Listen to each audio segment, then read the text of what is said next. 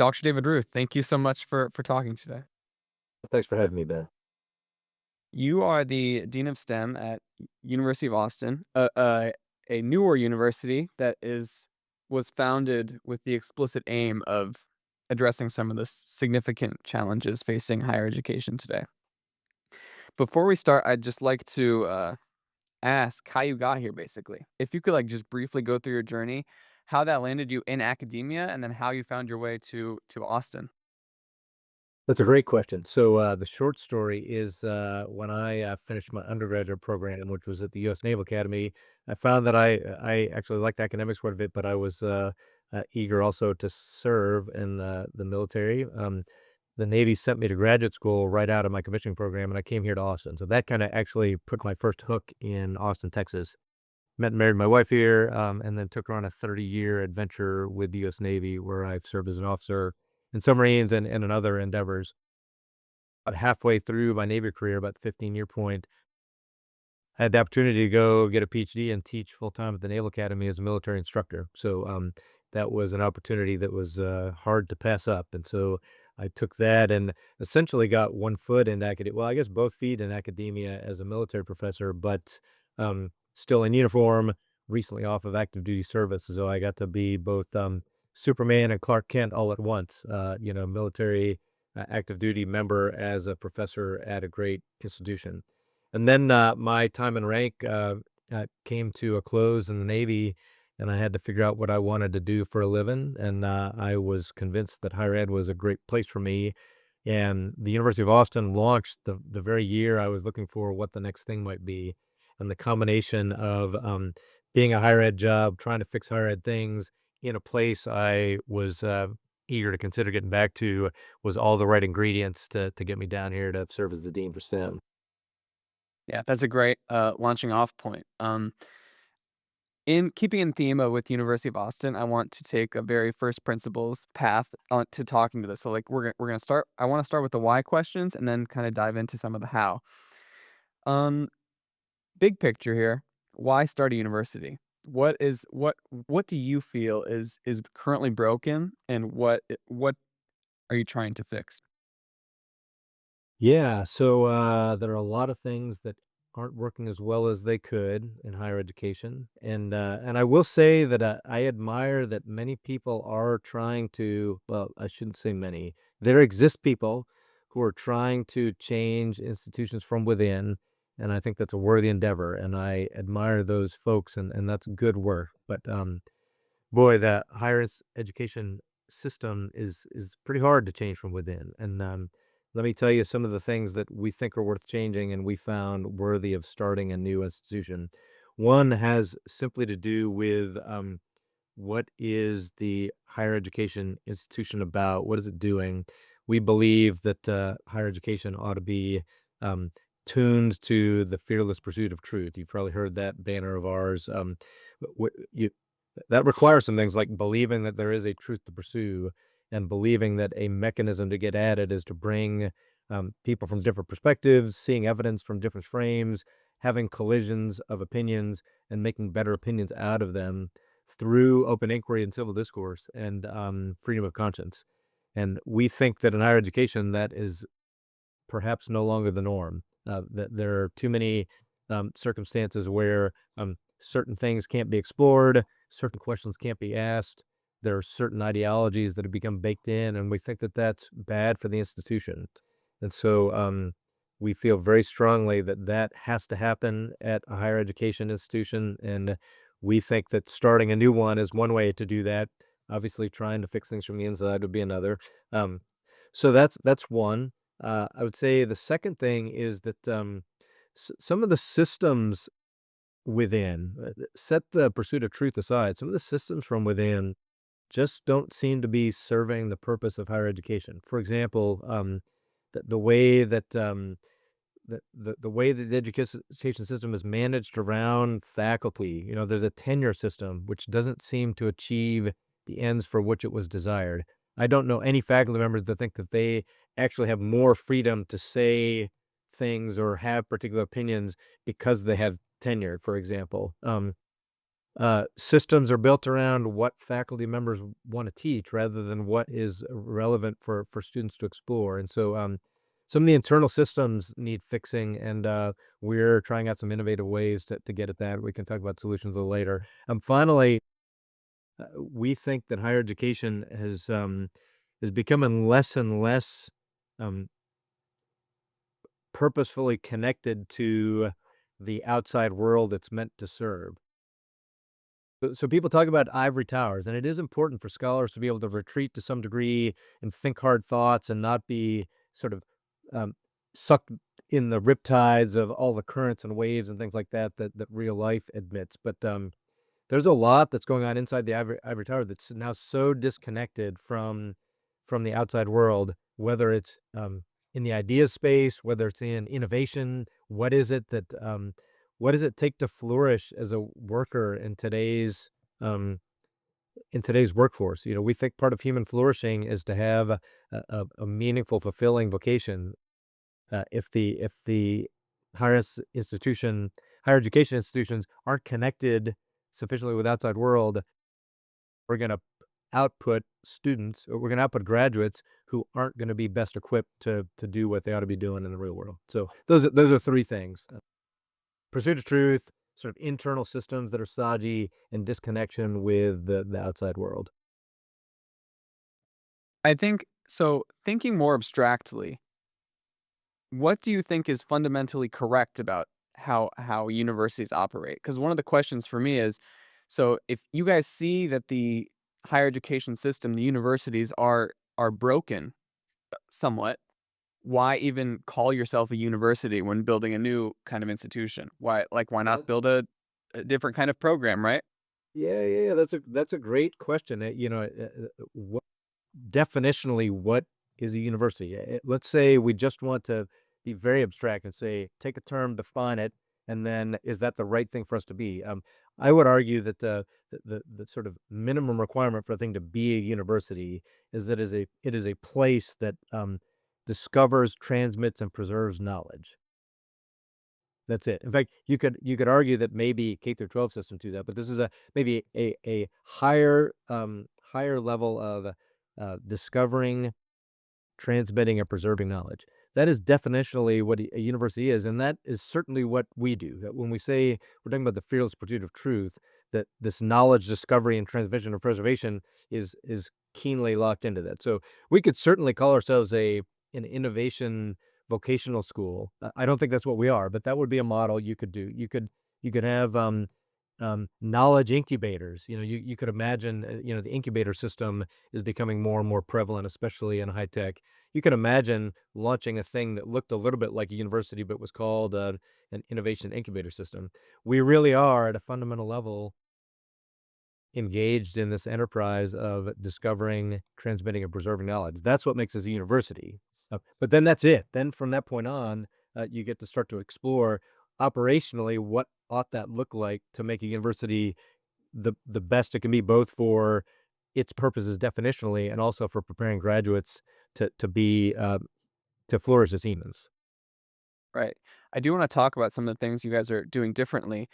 I am very interested in what in your opinion, what are the good things from the traditional kind of university from the traditional university, what are the good pieces you want to pull into building University of Austin? Sure. So this program, and I don't want to specify its length. In today's world in the US, it tends to be a 4-year thing, but this program where you admit an individual to be deliberate about knowledge pursuit. I actually think the current university systems are structured to do this. They admit a student, they engage. Presumably, the student doesn't have to be holding down a second job, raising a family. I mean, some do, but the system is designed to, in some ways, sequester a young adult at this unique period of time. They're old enough to do adulting, but they're young enough still to have some time to develop a life of the mind so that they will go back to real adulting. That's I would say your real adulting starts when you graduate. You got to cook for yourself, earn a paycheck, take care of your spouse, take care of your kids, all this stuff that involves the adult life, there's this special period of time. You can't go to college when you're 4 years old. You could, wouldn't it be optimal? It doesn't really make as much sense to go to college when you're 60, although some people do, and I admire that, but there's a unique season in the development of a young adult where you can sequester them, put them into pursuits of the mind, guard them from some of these other distractions, and that enables a deeper pursuit project so that when you enter the real world, you sort of are ready to explode with applications of this pursuit of truth. So that I think is that you asked what the system is doing right. It's structured to do that. I don't know if it's accomplishing that, but it's structured to do that. I think it also a thing that it's structured to do well is the way you deliver such a program is through people who have fostered an extraordinary life of the mind. So I think the existing system does seek to bring in thoughtful, intelligent, deliberate life of the minders to engage in this program. On those two fundamental things, I think the existing systems are set up in favorable ways. I think that there are downstream things that get completely messed up, and that's where the problems are. Yeah. The real adulting piece I wanna dive into a little bit. Sure. To take a Can I ask how tangent old here, you are, Ben? Am I allowed to ask on this I'm podcast 20. how old Yeah, you I'm 20, I'm are? 20. Okay. So I my middle you are just younger than my second of 3 children. So, uh, uh, I realize that 20 is you are a full-fledged adult, and yet there's a lot of adulting for somebody your age to learn. I'm sure you're aware. Yes, so on this real adulting point, Joe Lonsdale, one of the, uh, founders of University of Austin, also was Chairman one of the chairman founders of our of board. yeah, also one of the founders of Palantir. Yes. Palantir recently has been putting out these things. There's this new Palantir Fellowship. They're posting these things on college campuses as college is broken. There's this new so they, in my opinion, are fostering this path to straight out of high school to becoming economically valuable to society. Can you make the pro and the for and against case for why you would pursue education straight out of high school or why you would pursue becoming economically valuable to society straight away? Yeah, yeah. If I can take a step first, maybe not a for and against, but just to think of a portfolio of paths. Like I think that some people, when they get out of high school, if they enlist in the military and do 20 years of service, that was extraordinary and that was noble. And there's nothing that makes that better or worse broadly about that path. That's a path toward what I would call positive adulting. I think that they're um, each individual is gonna have better paths based on their experience up to being, say, 18 years old that's more appropriate for them. I think that I don't think at all that, you should have the Palantir right out of high school thing or university to say that universally you have to have one or the other. I think a society where both those options are available is fantastic. And, and so more on the pro con side, obviously going early to a great company like that and getting engaged early, get you racing sort of down that path and into that specialty earlier. You're gonna make more money sooner by the time you're 22, you're gonna be far more ready for the next level in that lane than a 22-year-old graduate from any university.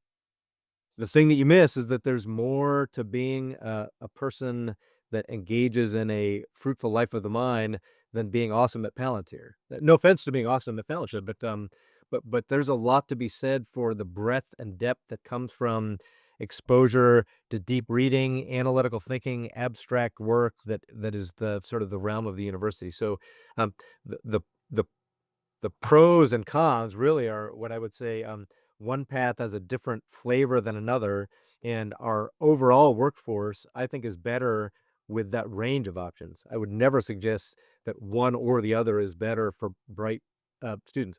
Somebody like you, Ben, I suspect, probably would do awesome in both those paths, and your trajectory would vary. And that's really where the variety is how those paths change the trajectory. I guess the underlying first principles question here is why why is a program straight out of high school specifically for is that even necessary in the first place? Yeah, the word necessary is an interesting one there. That maybe not for you, Yeah. maybe not for anyone. I think that the question, it may not be best asked what is necessary, but what is optimal? If you look at the if you look at what let's take, Western society, let's talk about America, our nation. Well, you're out in Singapore, by the way, I think, right? So here in America, uh, we have an adult force, and our society operates best when we have the variety of activities that are fruitful, uh, gainfully engaged in by folks who are properly prepared for those things. And so the things that a Palantir at a high school path prepare you for are distinctly different than what the university path prepares you for. And I think that I think, for example, um, you probably want people in, I don't know, international policy. You might not just want that to be Palantir people. Maybe. I don't know. I don't know what the Palantir trajectory is, but I've been a military planner overseas. There's a lot of soft skill and international relation type things that it was not my STEM preparation that got me ready for that. I was actually better prepared for that from being a leader in the military and engaged in things that are not what I think Palantir would train you for. So I think the variety of skills that are needed to have society at its best, some of those paths are better fit with the universities. Now, maybe somebody could come up with a model where there's an international relations version of Palantir, and there's an English literature version of Palantir, and there's an art and film version of Palantir. Maybe that's what 50 years from now looks like. But at the moment, I think the university system does a pretty good job of giving options to folks. One other thing, I don't want to over sermonize here. Um, when you were 18, Ben, are you confident that you knew what you should be doing when you're 50 years old? Probably not, right? I'm still not. You still not good for you. That's a great perspective to be open. I spent a lot of time with undergraduates at my last institution, and many of them came in with passions that adjusted when it collided with big thoughts and exposure to big ideas and great works. Some people came in having no idea what their passion was, and it's those things are revealed through exposure with deep thinking and sort of knowledge pursuit. And then some kids, they have their passion, they keep it, and then it's refined by the higher education experience. And so I think that's actually a really important thing about that special season, 18 to 22. Not only is it a time that you can be sequestered and think hard, um, you probably still need a little forming and shaping. And if you go straight to Palantir, I think that the forming and shaping will be more narrow than it will be if you go into a higher education institution. And I think that's valuable to have that option as an 18, 22-year-old. It makes a ton of sense. I Let's dive more into your area of expertise here. Let's dive into STEM specifically. Yeah. Um, why is STEM specifically crucial to the UATX mission? Because a lot of the UATX branding and a lot of like the theme behind it is like the intellectual foundations, I guess. And I guess that seems to be the problem you guys are trying to solve for. Like there's a lot of not being able to speak or having this pursuit of truth. Have you seen STEM programs and other systems I actually do we'll talk about that later, like identity politics leaking into STEM. Um I guess let's just start there. Why is STEM crucial to UATX's mission?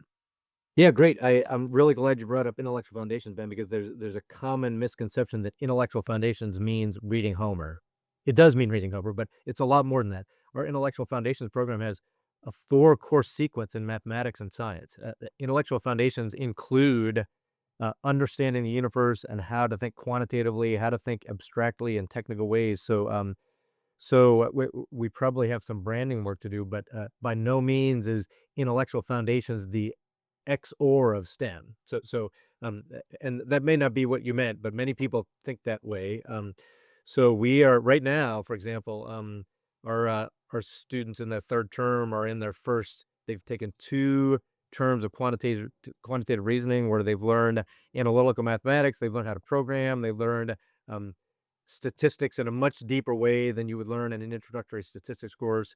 Um, in many ways to help train them to help them recognize that a lot of the way you interpret evidence to make arguments, some of that involves quantitative assessment.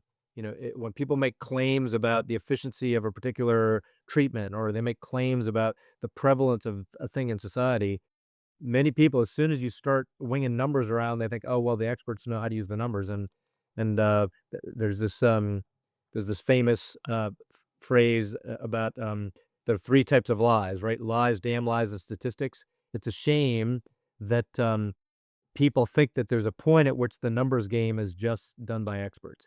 In today's day of data ubiquity, the common citizen has to know quantitative stuff better than he or she had to before. So anyway, all that is just to recapitulate a little bit on what you said about IF. Our IF actually has STEMmy parts of it.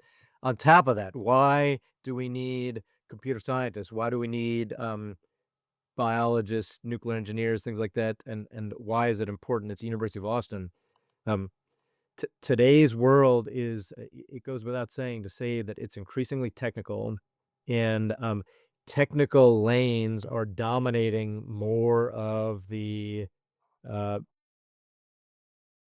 more of life, right? And so a university absolutely has to be preparing some of its students to be um, highly engaged in these technical fields. And I think that we're worse when we don't have.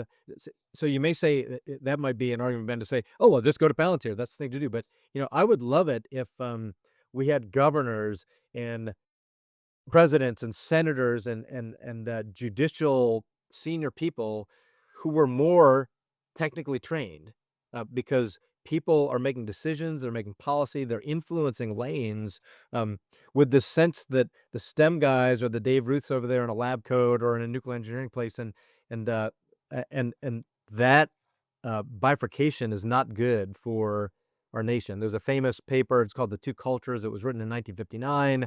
That was before I was born, so that's way before your time. But people way back, people for a long, long time have been recognizing the dangers of when the STEM people and the others diverge, and it seems that that's becoming more and more of a source of friction in today's day and age. We want to send technical STEM people out who have read Homer, who have read Locke, who have read Adam Smith, but they also know how to write Python code, and they can talk to you about quantum physics and things like that. That we think is going to be that's gonna deliver adults that can have extraordinary impact on society because they're both well-rounded but are technically sharp. I can only imagine the how you thought through this. There's a new university and you're brought in as the dean of STEM and you're asked to from the ground up build out this entire program from very first principles. Can you talk a little bit about uh how you did it and what differences you really wanted to make comparatively to other programs? Yeah, so that's a great question, Ben, and I'll push back on it's not how we did it, it's how we're doing it because we it's a so obviously we've done what we've done up to now, but this is very iterative, even in real time, we're making adjustments and rethinking about how we deliver this. But I'm happy to reflect on. How it should be. Yeah. Yeah, yeah, right, right. So, in fact, that's another. I mentioned systemic things in the university that just make it brittle rather than agile. We are making big changes every single term based on this recognition that iteration is generally positive, especially when you have systems in place to bring in feedback. You have goals that you're pursuing, and you tune along the way. So, very briefly, to give sort of the 3-year sketch, I was asked to come be the dean of STEM at a place that was mostly humanities people talking about lots of big abstractions about the pursuit of truth. And I'm thinking about how do I get a great physics program or how do I get a great computer science program, right? So the first step for me was to make sure that we didn't embark on a two cultures mission from the outset. It wasn't going to be Dave in another wing with his witch's brew of STEM stuff, and then check in with the humanities people downstream. We integrated early, and we got lots of conversations going early across disciplines about what is I'll call it breadth STEM. So what is the STEM that we wanna touch across broad areas gonna look like? And it was I have remarkable, smart, thoughtful colleagues who, can think about STEM things as educated people in very, helpful ways, and so having those conversations early was helpful building out breadth. We did have to make a decision, we're gonna have to focus on something. And so, there was an iterative process that involved tons of, consultation with people who are on our board of advisors, with people that I've, been engaged with in the academic community, with our board, trying to help us think about how can we best in how can we be best in class in a thing early?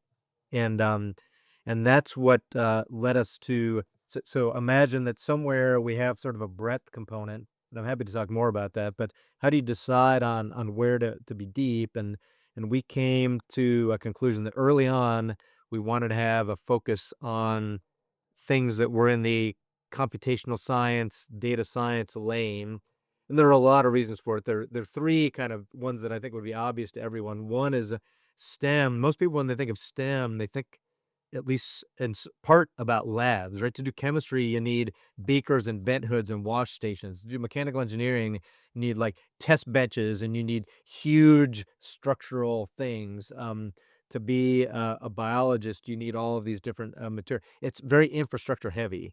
You can actually get pretty deep into computing science and data science with a laptop in the cloud. And so, from an infrastructure standpoint, that's not a bad place to focus. The second reason is that I would argue that computing and data science are robust, and by robust, I mean, if I get good at computing and data science, and then suddenly I find an interest over mechanical engineering or over biology, I'm actually a pretty quick study. I've got very strong tools to get me in early. If you go to a conventional program and you major in biology, and then you suddenly realize, "Oh, I think I'd like to be a data scientist," you might as well start not quite start over, but, there's that specialization does not transfer quite as easily. So there's a robustness to this particular line of effort that's useful. And then the third simply is that in our circle of influence, particularly with our board and some of our, biggest influencers, they see that as a great even if it were infrastructure heavy, even if it weren't robust, there are, applications in industry and in society today that are screaming for strength in that area, that it makes it viable in today's innovation ecosystem. So infrastructure, uh, optimality, robustness, and relevance all helped us hone in on this particular area.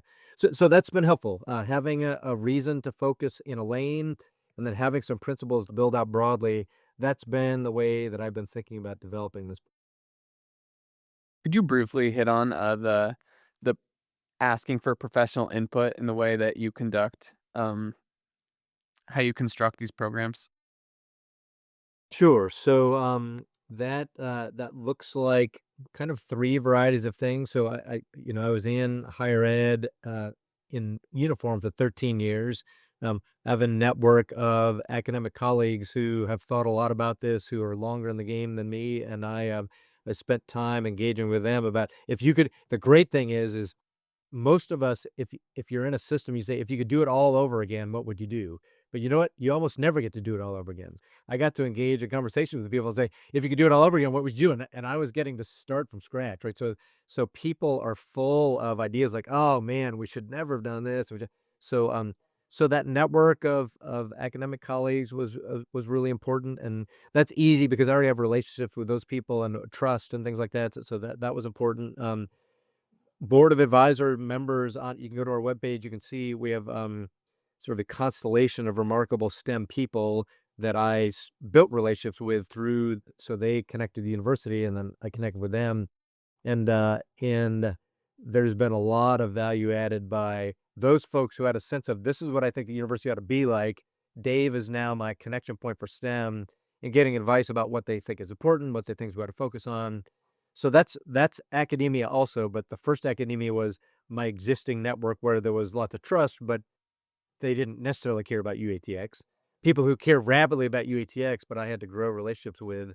And then we have this third bundle of folks who've been really helpful for advice, which is what I would call the UATX Innovation Network. So um, our board is connected to remarkable innovation leaders, and they have businesses and they have companies and they have sharp tech folks who aren't in higher ed. They got their undergraduate degree or their master's degree or their PhD, and they went and made some money, and they built stuff and they made things. And so I've had many of those folks I've been connected to through our board leadership, to have them inform me about what's industry's vote, right? Those first two groups I talked to you about, largely people in higher ed that are in it and they know what they do to start over, getting the rock stars in industry to say, hey, all that stuff, throw it all away. I needed just these things. And you can imagine, you talk to 4 different industry people, they'll say different things you can throw away, and person A says throw away all of X, and then person B says throw away all of not X. And you have to you have to sift through that input and start to think about what was the stuff that really, really impacted these industry leaders. So those 3 groups were sort of the main advisors to help, and that those groups still are speaking into the programs now. I Even this week, I've had meetings about what are some ways we can tune some of our depth based on innovator input. So we're going to continue to do that. I think that is so, so important, and it's something that you guys do so well is actually know what the people want in the field. Like what the industry what skills the industry wants, and then curtail the education to that. I think a lot of um other universities, or just in general, have lost the script on, like, we're preparing these kids to be economically valuable, so we should probably give them the skills to go be economically valuable and not just teach whatever Y we yeah, taught for the last whatever. and it is not just as simple as do what industry tells you, because there are people who say, "Oh, I never used that class," but when they say "never used," what they mean is, "I was able to build my Flappy Birds app without that abstract class."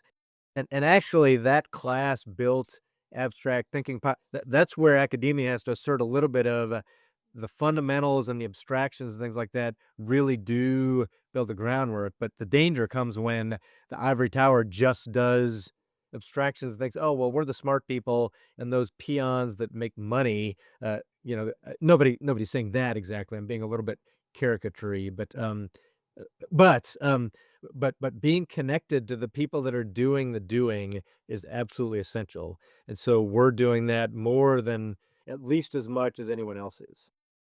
For sure. I wanna hit on, identity politics and the wokeness, leaking into the STEM field a little bit.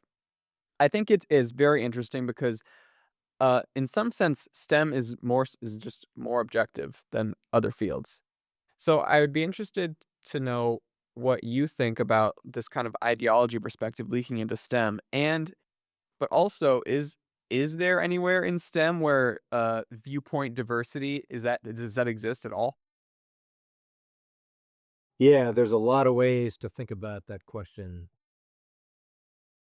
Yeah, so let me start with something sort of very broad, and then hone in on the STEM bits. There are people have thought a lot about ways of knowing, and we could go into a lecture about ways of knowing, and how many of those ways of knowing are involve quantitative study, empirical evidence. There are some that would argue that the empirical ways of knowing are the ways of knowing. I don't know. Maybe nobody would argue that, but I'm of the perspective that ways of knowing go beyond only empirical, but that's an important part. And so I think that STEM people in general, as far as the object of study, I've spent time professionally with people who I have almost no ideological overlap with, not so much here, but maybe in former jobs, and yet we can convene around, let's say, a mathematics problem. You want to prove Fermat's last theorem, and you could be the wokest person ever, maybe not the wokest person ever, but you could be pretty ideologically different from me, and we can sit down and we agree about the rules. I think that's the thing that is easier to do in STEM, is that we agree about the rules. other than people who have absolutely lost their mind, 2 plus 2 equals 4, always. There's nothing we don't debate that. We in fact, we agree on such an extensive set of rules and logic that we can probe pretty deeply into questions because we're not nobody's saying, "Oh, but I think 2 plus 2 is 5." I mean, that throws that would derail an entire thoughtful quantitative conversation if you don't agree on basic rules like that. So, I do think that is a huge, um, benefit of STEM, and I do think that, in this area, viewpoint diversity has the following benefit. Your viewpoint frames the way you think about a problem. And so, the gnarly STEM problems, I think, get tackled best when people come at them from different angles. And you just said it was only the rule sets. Like if we said all STEM people are just clones of rule sets, um, that would actually, I think, limit some discovery.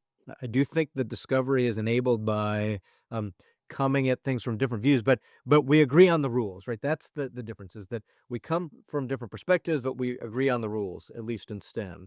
Now when people start, there's this what I would call the silly case of changing obvious rules, like 2 plus 2 equals 5. That I think those people just say, "Well, I'm sorry, we're just not even talk to you." That's just not. There's no reason to talk about that. But there is in STEM where some ideology comes in is when people want to assert that your viewpoint actually changes what the empirical truth is, right? So somehow that's maybe where this crazy 2 plus 2 equals 5 thing comes from. Oh, well, 2 plus 2 could be 5 if I'm in an anti-colonial, upside down, left-handed, whatever. I'm being a little bit silly here, but you see my point. When ideology starts to um, uh, neuter the rules that we've all agreed to, that becomes difficult. And what I think does happen sometimes is people want to bring consequences of their ideology to a discussion. The all sorts of gender discussion to have around this. Richard Dawkins, who is I don't think has ever necessarily been a friend of conservatism, but his blunt, they're men and they're male and female in biology. That's actually we've been observing this forever. It's just and things that live in the ambiguity zone, we would call those things um, outside the norms.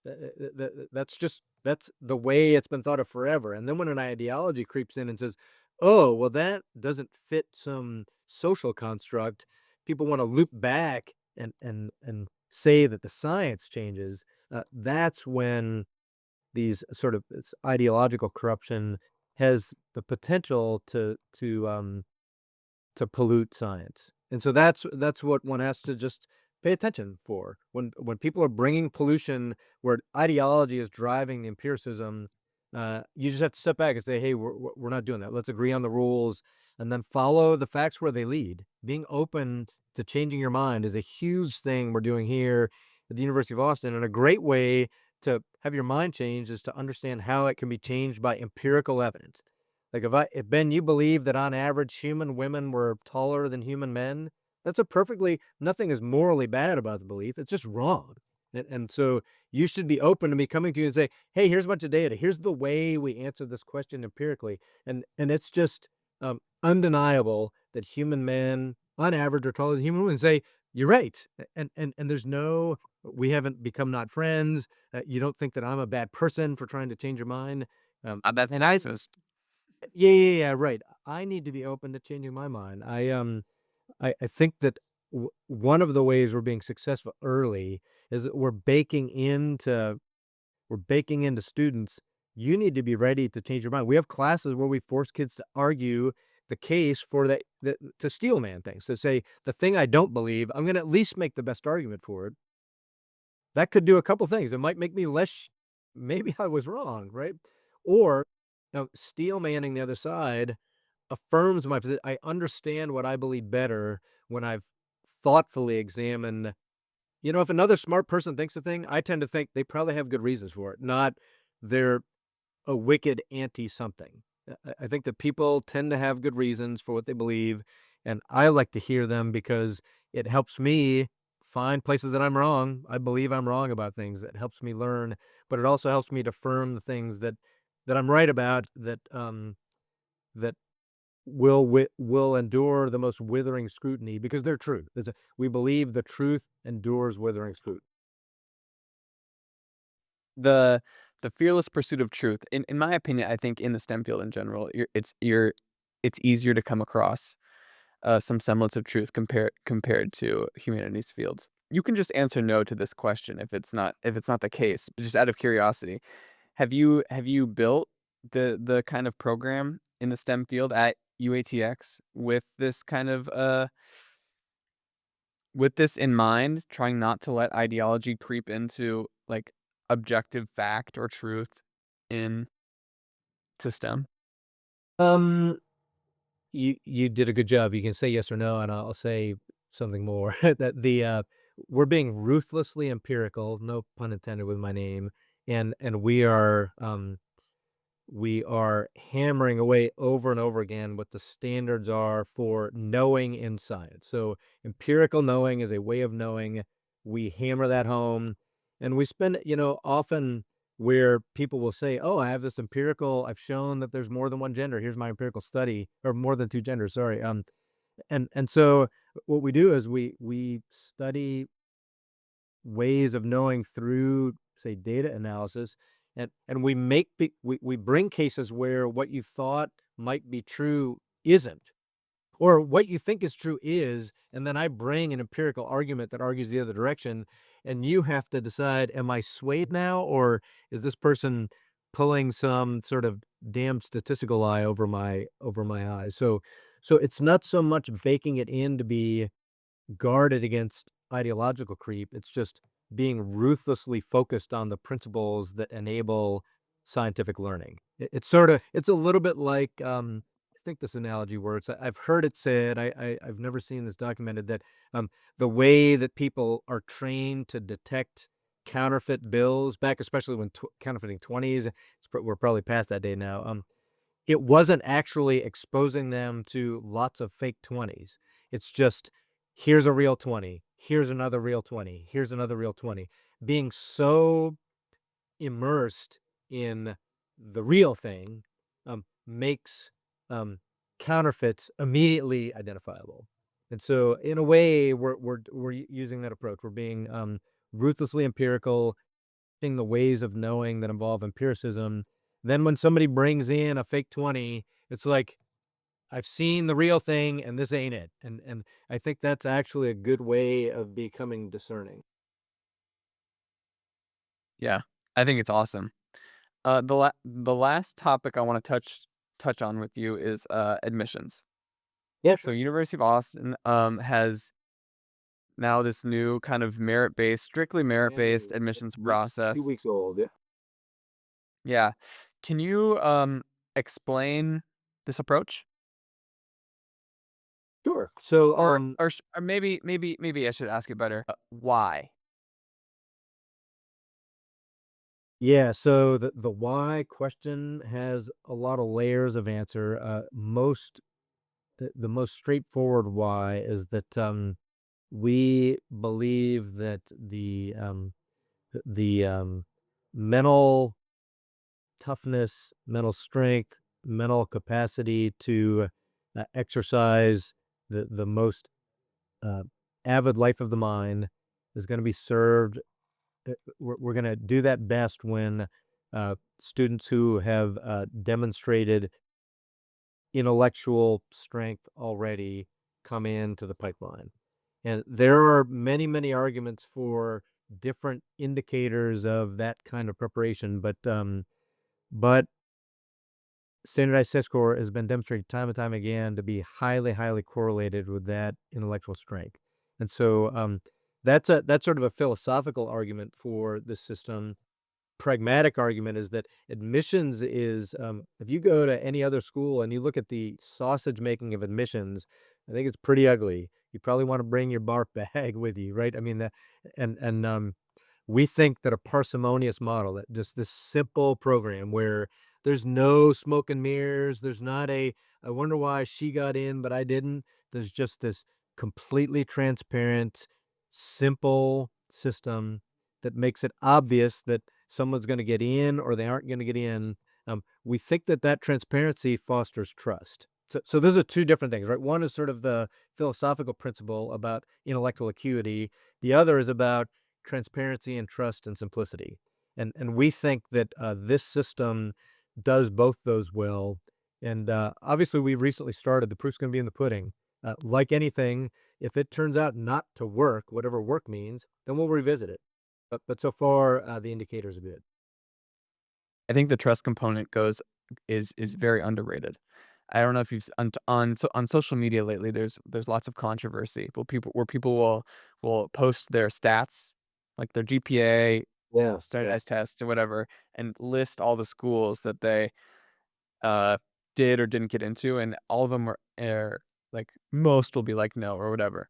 I think a very important part is that a lot of these kids don't have a reason for Right. why this isn't happening, right? Yeah, yeah. There's no trend like that to have. Let's say you had a 1600 on the SAT, had a 4.0, and you were a captain of 17 teams, and you didn't get in anywhere. You say, well, right, right. There's no obvious reason why. Our system, it just makes it very clear. You have it's a simple system. Transparency fosters trust. Trust is an important part of being in a learning community. And so I'm glad you picked up on that because our I think some of our signaling is focused more on sort of the value of merit. And that there are good arguments there. I don't want to undermine those, but transparency and trust, I think is important also.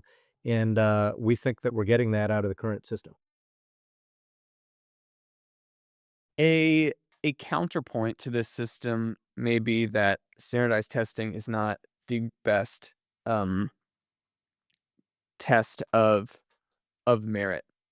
I think there are a lot of people that I feel like I've seen something like this too. Maybe this is false. Number of practice problems done is like strictly correlated with scores on the test. So Yeah, yeah. Yeah. do you think that these things can be like gamed somehow? Of course they can.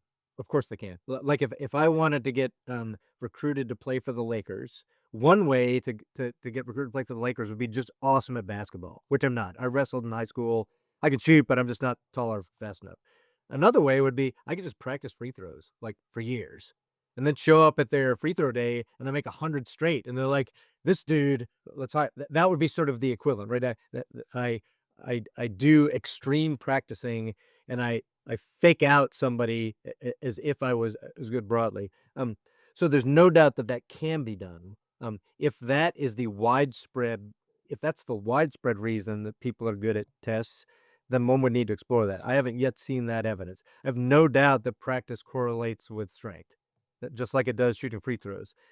I'm not aware that um, practice-based strength is a wild component of strength generally on these tests.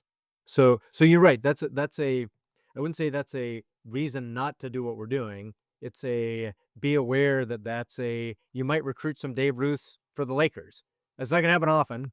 And here's the thing though. So Ben, we haven't talked about this already, but we are being we're implementing some extraordinary systems to make sure that we don't have grade inflation, to make sure that we actually like kids fail classes here. It's not because they're dumb, it's because these classes are the real deal. And so the kid who practiced 100 free throws to make the Lakers, you put me on the field against the Thunder, and I'm gonna get crushed, right? It's gonna be evident that I was an imposter. And that if your practice is all that got you to a high score, you're gonna wash out of this place. So that we have system I'm not saying that our systems are to wash out imposters, but we have a challenging curriculum for which doing a bunch of Kaplan prep is not gonna be the answer. So I think we'll be alright. That isn't a big concern. Yeah, maybe it's just like currently the best way to assess merit, I guess. Yeah, so Um, let me tell you this, Ben. If someone demonstrated empirically that there was a better way, um, then that is what I think we would do. I mean, that we're using what seems to be the best among a bunch of imperfect options. If there's a better way, that's what we'll use.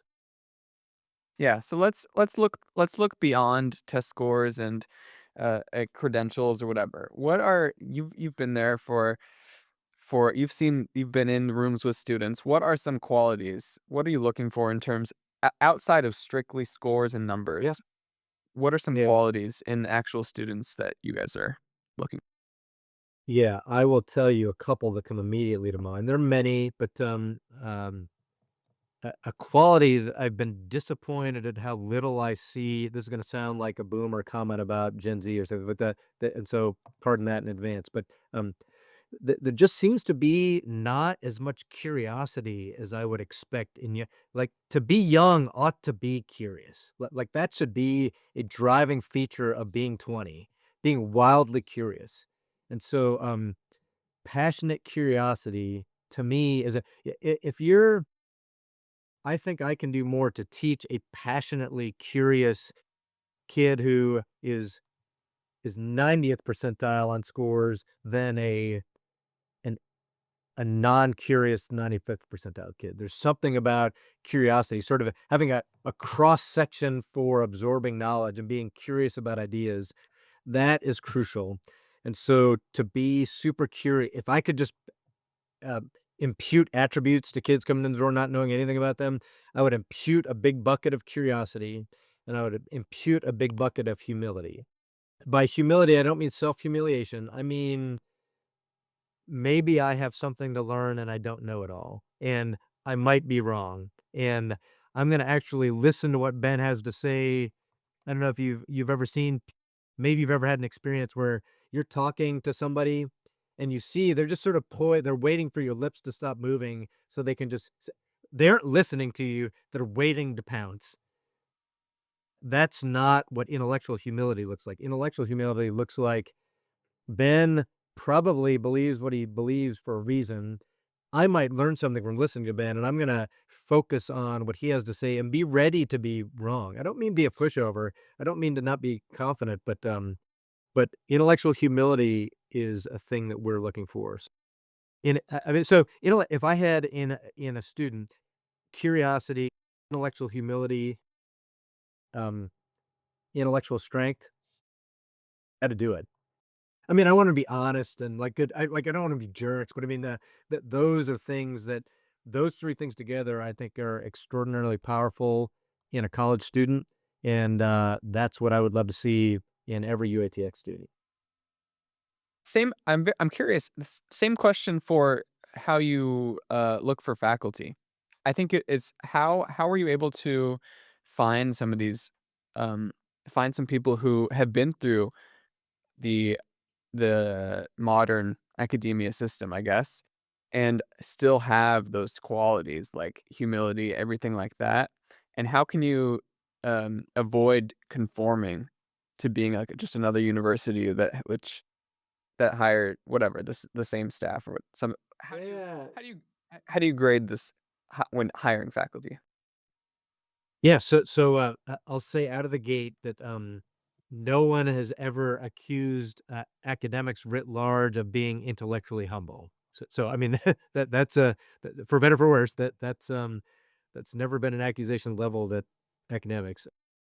A great thing, Ben, about being new is that, for a faculty member, even to apply to come here, they have to be, I was gonna say partly crazy, but that would be misquoted, I think. They have to be, they have to be open to some adventure, and that isn't not every academic has that quality. So even to apply, we're sort of self-selecting for people who are ready to take risks, ready for a bit of adventure, ready to be challenged. They come to expect nonconformity, and so they exercise that. And so in a lot of ways, just to have applied almost gets at some of these things that we've been talking about. But when we're hiring, obviously we want people who are intellectually world class. You can gauge somebody's intellectual humility pretty early in meeting with them. I don't know if you've ever been with somebody who, in about 5 minutes, you're like, "Yeah, Nick, I don't need to see this person ever again." I think intellectual humility comes out when you engage with folks. Curiosity comes out when you engage with folks. When a person this is a tough thing for candidates, right? They of course, they need to sell themselves, but if they become a walking advertisement, that can be a bit annoying. People are curious. what do you study? I read this paper of yours. I thought that was an interesting idea." And people who look like they want to engage with other thinkers, that comes out pretty quickly as you meet with them, and then you see that as it plays out with students. So we so far, I think we've been extremely successful getting thoughtful, adventurous, intellectually humble faculty members to come on board. So it hasn't been as hard as one might think. Yeah, a lot of similar qualities between, staff and student. Yeah, yeah, The last absolutely. Yeah.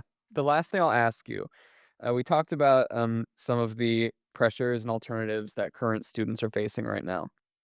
So for the bright, ambitious high school student right now, what do you think the enduring value or promise of a UATX, education is? Great closing question. The first is that you're gonna get an academic experience like no other. You're actually gonna have free range to explore ideas. You're gonna get to ask questions that you can't ask in other places. Not to be obnoxious, but because you're actually curious. Um, and you're gonna be immersed with like-minded young adults. That's the thing that I don't think I was aware of on the front end would be so powerful. It's one thing for you, Ben, to be that kid, young adult, and to exercise those qualities, but to be immersed in a batch of 100 similar people, that's like fission. So that's this sort of you get energy that far exceeds what the mass input is in many ways. And so that's that's been I don't want to say it's been a surprise, but it's been remarkable how much that's influenced the experience. So that that opportunity is one. We're building a curriculum that we think is actually going to demonstrably make young adults better prepared to do great things. So that's on us to build. But we're with being best in class in mind. We're building programs that are going to make you ready to make a difference early. Lots of schools say that are, being deliberate about doing that out of the gate. And then the third thing that is, I don't know if I should, this would be over or underemphasizing. Our students are being connected to networks at the age of 18 that, as a 56-year-old, I'm only starting to get connected to. Um, that some might say, oh, that's this good old boy thing. That's actually life often revolves around network and community. And so our students are getting to spend personal time in one-on-one conversations with world luminaries and some of the world's greatest company CEOs and things like that. And I just don't know where else you get that. And so the sort of free range, best in class program and a network like no other. You could do worse than that at other places. That's why I'd come. Those 3 things. Yeah.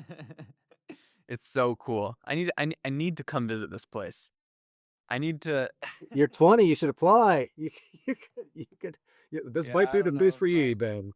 We could convert you some any college perspective. This might be the place for you. I'm not deeply anti-college. Okay, well, that's Just, not a like, very strong that was a soft rejection of my assertion that you were anti-college. I've had some experiences in at other institutions where I was not, I guess, it was not the correct place. No, that's fair, But and what's cool, Ben, is that no, it may be that a great thing is that you're being courageous and you're choosing a path that says, "I think I can do better than what I got in college." What we're trying to do is say, there's actually a college better that is gonna be a good fit for many kids that aren't gonna get it in other lanes, and so yeah, apply or not, it sounds like you're on a good trajectory.